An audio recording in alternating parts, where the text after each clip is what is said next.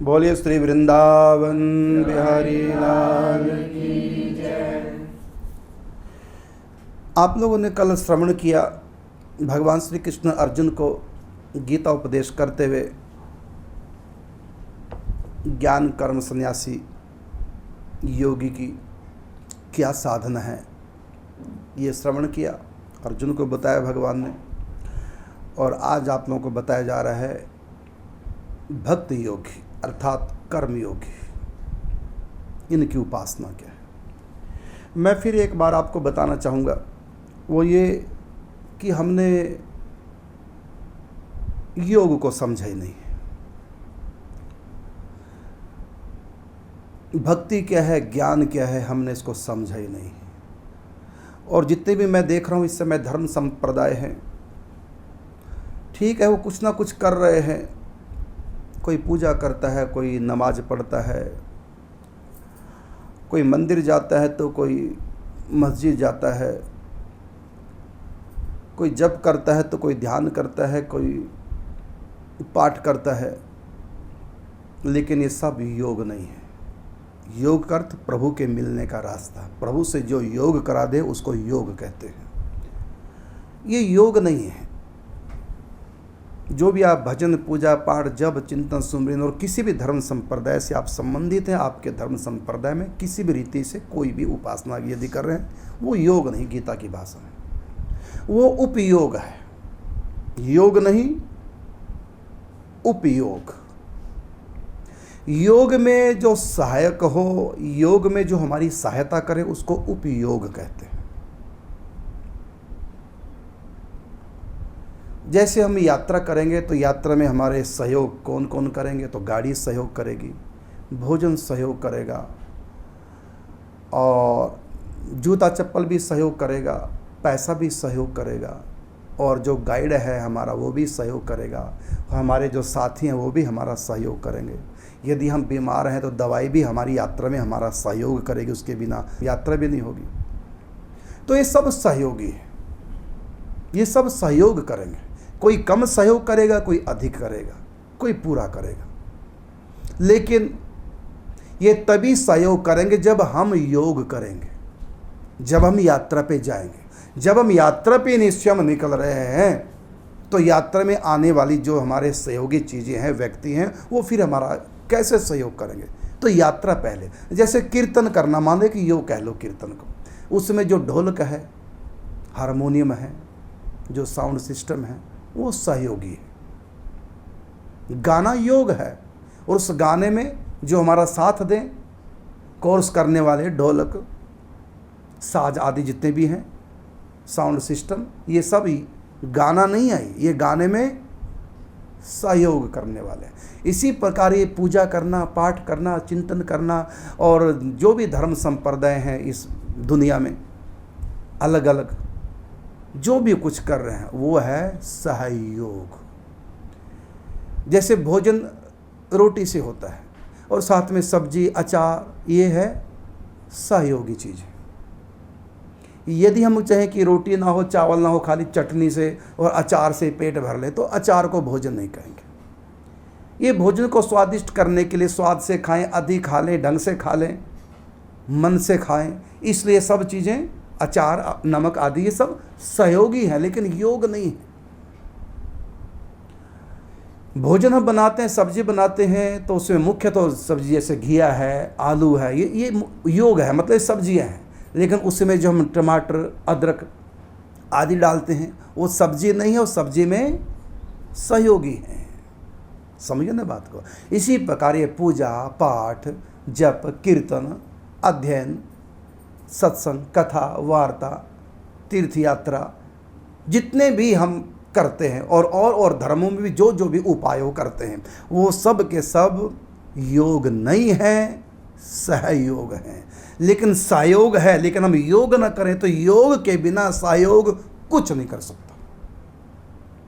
योग के बिना सहयोग कुछ भी नहीं कर सकता। जैसे हमको वृंदावन में दर्शन करने जाना है तो गाड़ी चाहिए, पैदल जाना है तो चप्पल चाहिए, अगर नहीं भी कुछ चाहिए तो कम से कम शरीर में शक्ति चाहिए नहीं चलने की। रास्ता चाहिए, प्यास लगी रास्ते में तो पानी भी चाहिए, क्योंकि पानी नहीं होगा तो यहाँ से वृंदावन 30 किलोमीटर है दूर, तो नहीं पहुँच पाएंगे भूखे प्यासे, इसलिए पानी भी चाहिए। तो पानी क्या करेगा? चलेगा नहीं, पानी चलेगा नहीं, लेकिन हमको चलाने में सहयोग करेगा।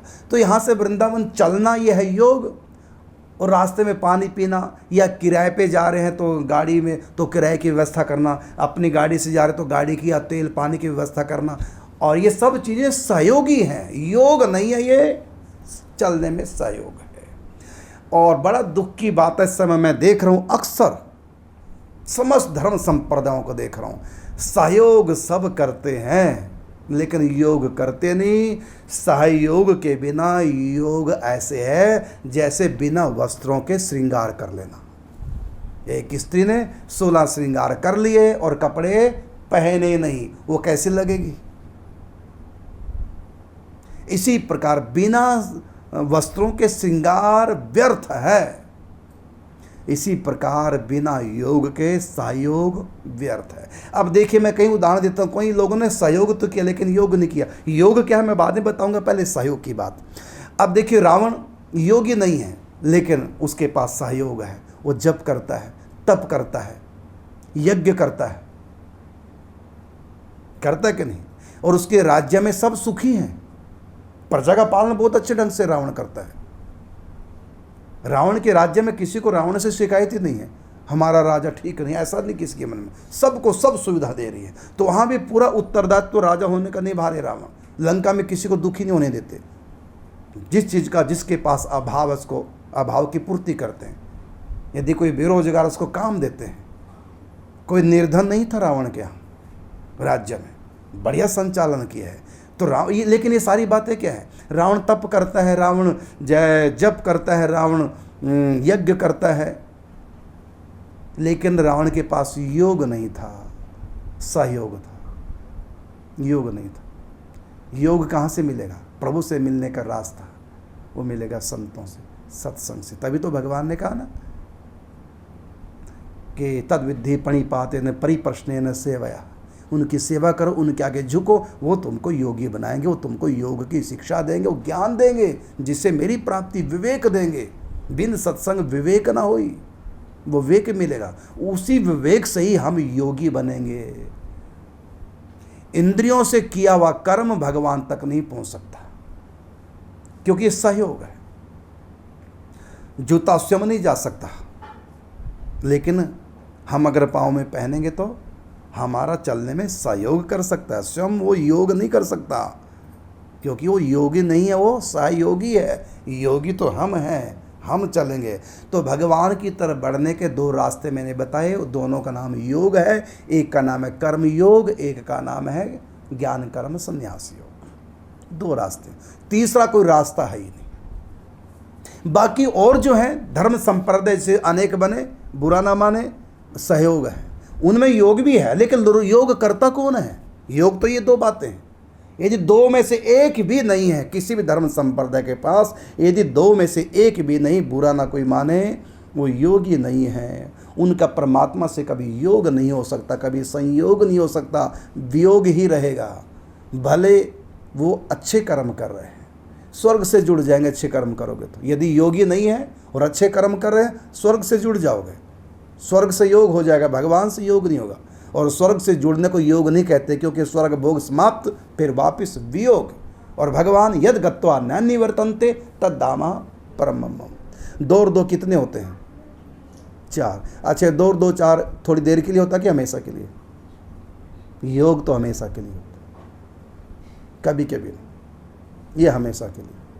तो परमात्मा की प्राप्ति, परमात्मा से योग संयोग होगा हमेशा के लिए। स्वर्ग से योग हमेशा के लिए नहीं हो सकता। पुण्य समाप्त, भोगली फल, वापिस चलो। इसलिए यहाँ योग नहीं है। हमने धन कमाया, धन से योग हो गया, लेकिन ये भी योग नहीं, क्योंकि धन खर्च होगा तो हो गया वियोग। वो कैसा योग? जो वियोग में परिवर्तित हो जाए, इसलिए वो योगी नहीं है, ना वो योग है। योग तो कहते हैं परमात्मा के मिलने का जो रास्ता योग है, और परमात्मा से मिल गया तो वो योगी है, संयोगी हो गया, मिल गए भगवान। यह आत्म साक्षात्कार होगा, इसको आत्मयोग बोलेंगे। परमात्मा का योग कर्मयोग कहलाता है, आत्मयोग सांख्य योग कहलाता है, या उसको अद्वैत सिद्धि कहेंगे, या उसको ज्ञान कर्म संन्यास कहेंगे, या ज्ञान का पंथ, कुछ भी कह लो, अनेक भाषाएं, गीता में तो अनेक वो कहा गए। तो ये जो योग है इसको अच्छी प्रकार से समझना है। बड़ा दुख होता है, लोग धार्मिक हैं और कर रहे हैं कुछ ना कुछ, लेकिन योगी बनकर नहीं, केवल सहयोगियों को साथ लिया लेकिन योग नहीं किया, तो सहयोगी बेचारे ज़्यादा से ज़्यादा हमको स्वर्ग तक पहुंचा सकते हैं, ब्रह्मलोक तक पहुंचा देंगे, रिद्धियाँ सिद्धियाँ दे देंगे हमको सहयोगी सब। इसलिए रावण के पास रिद्धियाँ सिद्धियाँ ही, रावण आकाश में उड़ जाता था, रावण अनेक रूप बना लेता था, ये चीज़ें मिल गई रावण को। रावण सशरीर स्वर्ग चला जाता है, रावण दूसरे लोक में चला जाता है, ये पावर रावण के पास आ गई। लेकिन तब भी रावण योगी नहीं, उसका परमात्मा से योग नहीं हो पाया, और उसी का भाई, उसी के घर में रहने वाला वो योगी हो गया, उसका भगवान से योग जुड़ गया। कौन सा योग? भक्ति योग, परमात्म योग, प्रेम योग, भक्ति योग, कर्म योग, कुछ भी कह लो, तो वो योगी बन गया, उसका भगवान से संयोग हो गया, लेकिन भाई का नहीं हो पाया। जबकि रावण के पास सहयोगी वस्तुएं ज़्यादा थी, वो विष्णु के पास किसने सहयोग नहीं किया, विघ्न बहुत थे। रावण के पास तो सब उसके अनुकूल है, रावण तपस्या करने जाएगा कोई रोकने वाला नहीं, रावण भजन करे, चिंतन करे, दान पुण्य करे, राजा कुछ भी करे, लेकिन रावण योगी नहीं है। विष्णु के पास अनेक विघ्न है, लेकिन तब भी विष्णु योगी। एक बात और बताएं, बिना सहयोग के अकेला व्यक्ति भी योगी बन सकता है, बिना सहयोग के भी व्यक्ति योगी बन सकता है, लेकिन बिना योग के सहयोग जीरो है, नगण्य है, किसी काम का नहीं है, आगे तक नहीं बढ़ा पाएगा, मंजिल तक सहयोग नहीं कर पाएगा। इसलिए आप भजन कीजिए लेकिन रावण की तरह, तपस्या कीजिए रावण की तरह का मतलब बढ़िया कीजिए, घटिया नहीं, रावण ने तप किया था, और हवन यज्ञ कीजिए रावण की तरह। रावण के यज्ञ में, उसके तप में, उसके जप में, कहीं भी कोई उच्चारण में, क्रिया में कहीं कोई त्रुटि नहीं होती थी, वेदज्ञ था रावण, कहीं कोई त्रुटि नहीं। तो हम रावण की तरह इतने बढ़िया भी पूजा, शंकर जी की पूजा करते हैं, देखो सर तक काट के चढ़ा दिया, कहीं कोई त्रुटि पूजन में नहीं थी, इसलिए भगवान शंकर को आना पड़ा, लेकिन योग नहीं हुआ उसका, भगवान शिव से योग नहीं हो पाया, वियोग ही रहा। दर्शन हो गए लेकिन योग नहीं हुआ, शिव के दर्शन तो हो गए लेकिन शिव से उनका योग नहीं हो पाया। तो रावण इतना बढ़िया क्रिया योग करता है, क्रिया से योग हो गया, तो रावण क्रिया योगी तो है लेकिन वो कर्म योगी नहीं। तो क्रिया इतने बढ़िया ढंग से रावण संपादित करता है, ब्रह्मा को भी प्रकट होना पड़ा, इसका मतलब तपस्या में कोई खोट नहीं था, और शंकर जी को भी प्रकट होना पड़ा, इसका मतलब उनकी स्तुति में, उनकी अर्चना में कोई खोट नहीं था, शंकर जी आ गए। लेकिन ना उसका शंकर जी से संयोग हुआ, योग हो पाया, ना ब्रह्मा जी से योग हो पाया। रावण के पास सत्संग भी आता है, हनुमान जी के रूप में, अंगद के रूप में, माल्यवान के रूप में, और हनुमान जी के रूप में, वे विष्णु के रूप में सत्संग आता है, सुनता है रावण, और बड़े ध्यान से सुनता है, लेकिन वो सत्संग से योग नहीं करता, संयोग नहीं करता। और राम कथा भी सुनता है, हनुमान जी से सुनी, लेकिन कथा से संयोग नहीं, योग नहीं किया उसने। तो हम लोग अब जैसे देखो, कोई पूजा करे और मांगे क्या, पूजा करके क्या मांगा उसने, योग नहीं किया भगवान से, मतलब भगवान के लिए पूजा नहीं करा, किस लिए, घर में संतान हो जाए। अब उसने पूजा तो की भगवान की, लेकिन भगवान से उसको योग नहीं किया, उसने भगवान से योग नहीं किया था, भगवान के लिए पूजा नहीं की उसने संतान के लिए पूजा की है। इसलिए उसने जो सहयोग अपनाया है पूजा का, जप का, बिना योग के सहयोग लिया, परिणाम संतान तो मिल जाएगी, रिद्धियाँ सिद्धियाँ मिल जाएंगी, स्वर्ग ब्रह्मलोक तक मिल जाएगा, अगला जन्म और बढ़िया हो जाएगा, सब कुछ हो जाएगा, लेकिन परमात्मा की प्राप्ति नहीं, परमात्मा से उसका योग नहीं हो सकता। इसलिए हम योगी बने। तो आत्मयोगी, वो तो मैंने बताया आप लोगों को कल कि मैं कुछ नहीं करता, मैं देह नहीं, मैं आत्मा हूँ, मैं कुछ नहीं करता, मेरे द्वारा जो कुछ हो रहा है वो प्रकृति के द्वारा हो रहा है। मैं तो मीडियम हूँ, माध्यम हूँ, मैं कुछ नहीं कर रहा। ये योग है। इसको बोलेंगे आत्मयोग, इसको बोलेंगे कर्म संन्यास योग, इसको बोलेंगे अद्वैत योग, इसको बोलेंगे ज्ञान योग। दो ही हैं योग। यह तो हम ये बन जाए ज्ञानी, अपराध नहीं बनेंगे, आत्म साक्षात्कार, या फिर दूसरा रास्ता है। दो योग हैं। दूसरा योग कौन सा है? भक्ति योग, द्वैत योग, या कर्म योग, या केवल योग। भक्ति को योग के नाम से भी कहा गया गीता, तस्माद् योगी भव अर्जुन। योग केवल भक्ति को भी कहा गया। तो यहाँ भक्ति योग क्या है बताया ना, दो योग हैं, तो भक्ति योग क्या है? तो भक्ति योग भगवान कहते हैं ब्रह्मण्याध्याय कर्माणि संगम त्यक्त्वा करोति यः लिप्यते न च पापेन पद्म पत्रमि वाम्भसा। ये योग है। क्या? तो भगवान कहते हैं कि जो कुछ भी करे, जो भी कुछ, क्योंकि इसमें ये तो ज्ञान ही नहीं, ये तो भक्ति है ना, ज्ञान नहीं है भक्ति। ज्ञान में तो मैं वहाँ तो कर्तापन का भाव, लेकिन भक्ति में कर्तापन का भाव होता है, और ज्ञान में देहात्म बुद्धि नहीं होती। लेकिन यहाँ देहात्म बुद्धि हो जाए तो कोई फर्क नहीं पड़ता। भक्ति योग में देहात्म बुद्धि है, मैं शरीर हूँ, ये भी कहीं भाव है, तो भक्ति में कोई आँच नहीं आती। हाँ, उस ज्ञान मार्ग में आँच आएगी, क्योंकि वहाँ पर आत्मा अपने स्वरूप में स्थित रहना है, और शरीर की प्रत्येक क्रियाओं के दृष्टा तो बनना है, लेकिन कर्ता भाव नहीं लाना। ये तो ज्ञान योग में, लेकिन ये भक्ति योग है। भक्ति योग में जय भले देहात्म बुद्धि हो, चलेगा, कोई विघ्न बाधा नहीं होगी। इतना सा भी भक्ति में योग में आँच नहीं आएगी, देहात्म बुद्धि है। और रही बात कर्तापन का भाव, तो भक्ति में तो कर्तापन का भाव है, तो उसमें तो और भक्ति पुष्ट होगी। बस भक्ति में करना क्या है? कहा कि ब्रह्मण्याध्याय कर्माणि संगम त्यक्त्वा करोति यः। ये भक्ति है, ये योग है। क्या? जो भी कुछ करो वो करो जो मेरे प्रभु को पसंद आए, अपने प्रभु की प्रसन्नता के लिए करना है। माता पिता की सेवा, माँ बाप को खुश करने के लिए नहीं करना, फिर योग नहीं होगा। वो कर्म तो हो जाएगा, पुण्य कर्म हो जाएगा वो, लेकिन वो कर्म योग नहीं होगा, भक्ति योग नहीं हो पाएगा। माँ बाप की सेवा करना पुण्य है, भक्ति नहीं। लेकिन जब हम योगी बन करके माँ बाप की सेवा करेंगे, योगी कैसे बनेंगे? तो यहाँ कहा ब्रह्मणि आधाय, अर्थात ब्रह्म के लिए, परमात्मा के लिए कर रहा हूँ। माँ बाप की सेवा किस लिए कर रहा हूँ? क्योंकि शास्त्र विहित कार्य करना ये परमात्मा की आज्ञा है। गीता कहती है शास्त्र विहित काम करने चाहिए। तो शास्त्र विहित काम करने से परमात्मा की प्रसन्नता प्राप्त होगी। तो मैं जो भी कुछ कर रहा हूँ अपने प्रभु को रिझाने के लिए कर रहा हूँ, और उसको पता है प्रभु किससे रिझते हैं। शास्त्र विहित कर्मों से प्रभु रिझते हैं। तो उसके मन में एक योग आ गया भगवान का। कौन सा योग आ गया? भक्ति योग। और भक्ति क्या? बस एक शब्द में भक्ति है। क्या? कि ब्रह्मणि आधाय कर्माणि संगम त्यक्त्वा करोति यः। ये है भक्ति, ये है योग। जो भी कुछ कर रहा हूँ, माँ बाप की सेवा कर रहा हूँ, माँ बाप की खुशी के लिए नहीं कर रहा हूँ, भगवान की खुशी के लिए कर रहा हूँ। यहाँ तक कि मैं कृष्ण के अलावा या ब्रह्म के अलावा किसी की भी पूजा कर रहा हूँ, चाहे पितरों की पूजा कर रहा हूँ, वहाँ भी किस लिए कर रहा हूँ? अपने प्रभु की प्रसन्नता के लिए। क्योंकि समस्त शास्त्र विहित कर्म करना चाहिए, भगवान की आज्ञा है। मैं अपने प्रभु की आज्ञा का पालन कर रहा हूँ अपने प्रभु को रिझाने के लिए। वो पितर रिझे चाहे नहीं रिझे, भाड़ में जाए, हमें मतलब नहीं। हमें मतलब है पितरों की पूजा किस लिए कर रहे हैं? अपने प्रभु को रिझाने के लिए। जैसे पति पत्नी में बनती है, लेकिन सास बहू में नहीं बनती। अब सास से बिगड़ी है बहू, अब पति ने कहा कोई बात नहीं, तो मेरी खुशी के लिए प्रणाम कर दे मम्मी को। वो खुश नहीं होती, कोई बात नहीं, लेकिन तू एक बार प्रणाम कर दे।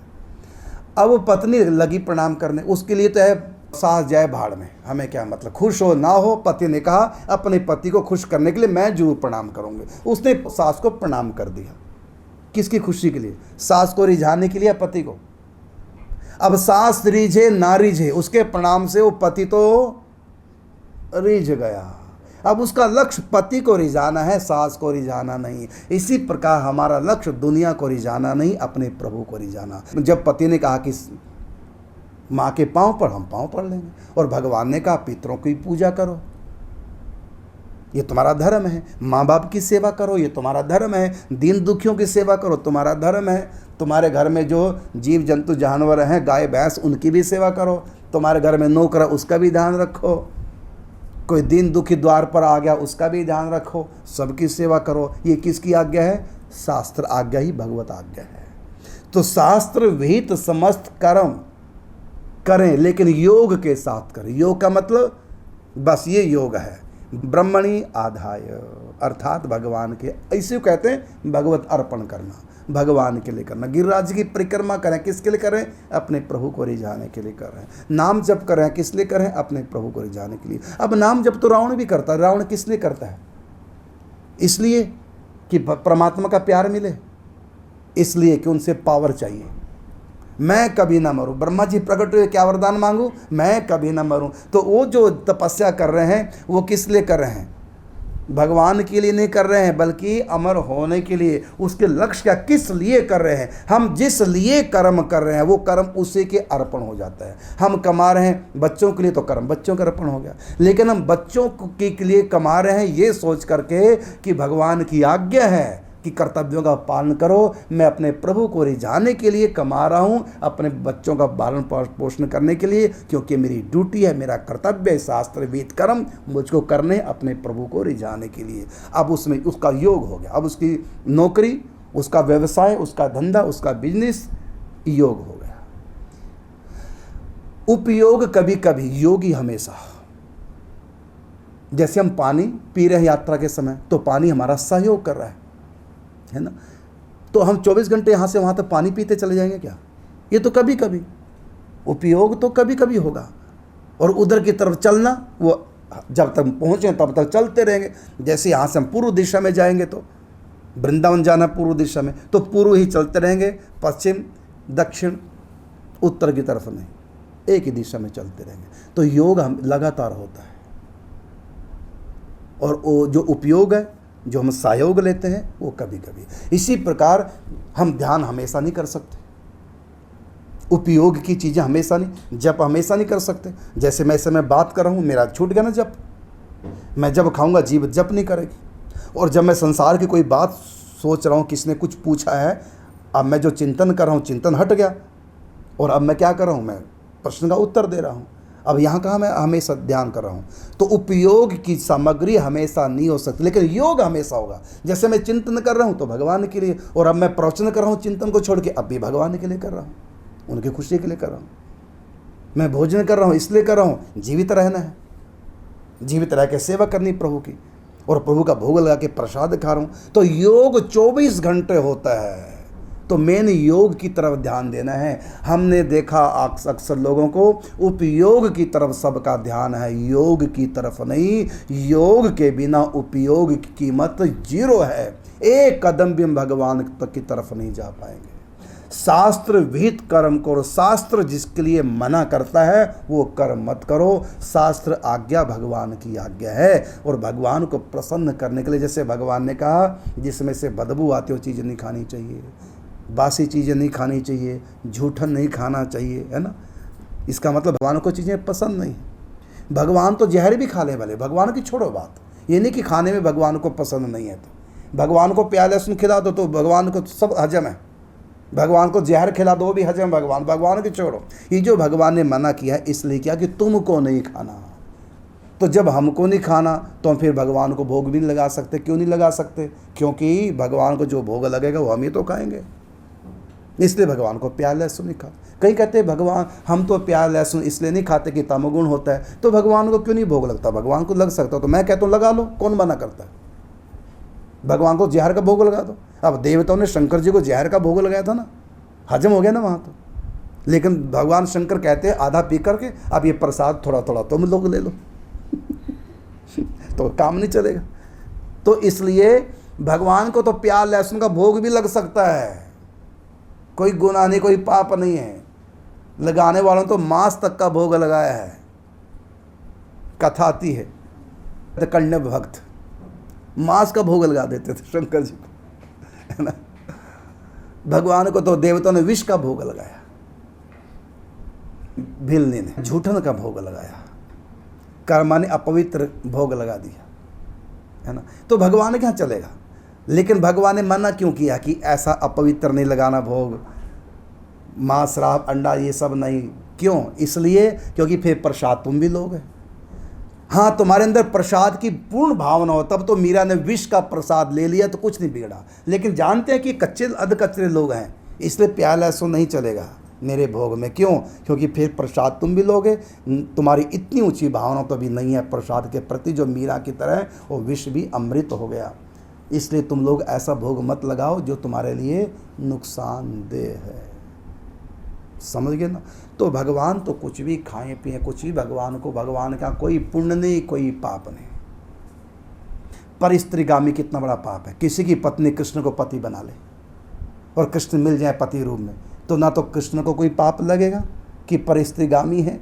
रास के समय पराई स्त्रियाँ रास करने गई थी, पतियों को बच्चों को छोड़ करके श्री कृष्ण ने रास किया तो उनको कोई दोष नहीं। और ना गोपियों को दोष है जो पतियों को छोड़ करके पर पुरुष श्री कृष्ण के पास गई, तो वहाँ तो कोई दोष नहीं है, क्योंकि लोक की लीला नहीं है।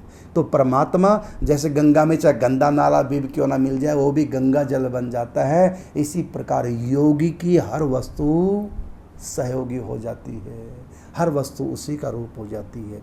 तो मेन बात जो मैं बता रहा हूँ कि भक्ति क्या है, भक्ति योग क्या है। तो योग दो ही भगवान ने गीता में बताए, एक ज्ञान योग, एक भक्ति योग। तो ज्ञान योग बताया, अब ये भक्ति योग एक ही शब्द में पूरी भक्ति है। जो कुछ भी करो इस भावना से करो कि मैं भगवान के लिए कर रहा हूँ, इसी भावना का नाम भक्ति योग है। और मैं कुछ नहीं करता, मैं आत्मा से भी मैं नहीं हूँ, इस भाव का नाम ज्ञान योग है। यही दो भाव है बस, और इसी भाव से भगवान आत्म साक्षात्कार होगा, इसी से भगवान का साक्षात्कार होगा। तभी भगवान ने कहा भाव का भूखा हूँ मैं, भाव ही एक सार है, भाव से मुझे भजे तो भव से बेड़ा पार है।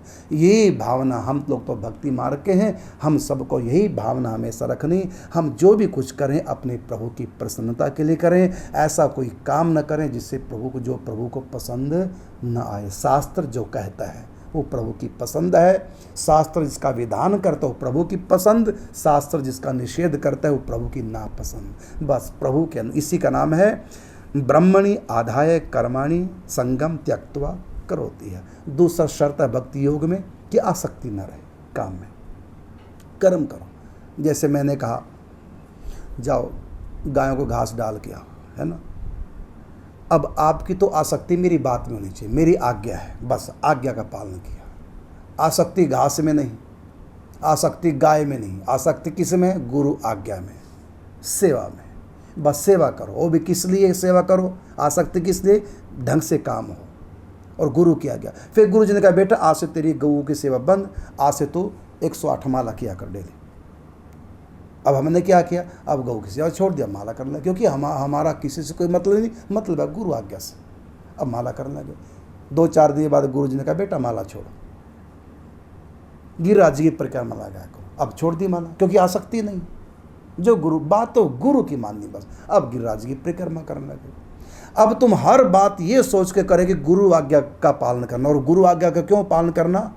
भगवान की आज्ञा है, तुम ते अधिक गुरु जिया जाने, गुरु को मेरा रूप मान करके सेवा करो। बस हमको तो परमात्मा को रिझाने के लिए गुरु आज्ञा का पालन करना। अब तुम योगी हो, और ऐसा योगी 24 घंटे योगी होता है। तुम 24 घंटे ध्यान नहीं कर सकते, 24 घंटे जप नहीं कर सकते, 24 घंटे परिक्रमा नहीं कर सकते, हर समय नहीं, लेकिन योगी तुम हर समय हो सकते हो। जब सो गए, सो भी इसलिए गए हैं रेस्ट करना है, rest is best for health.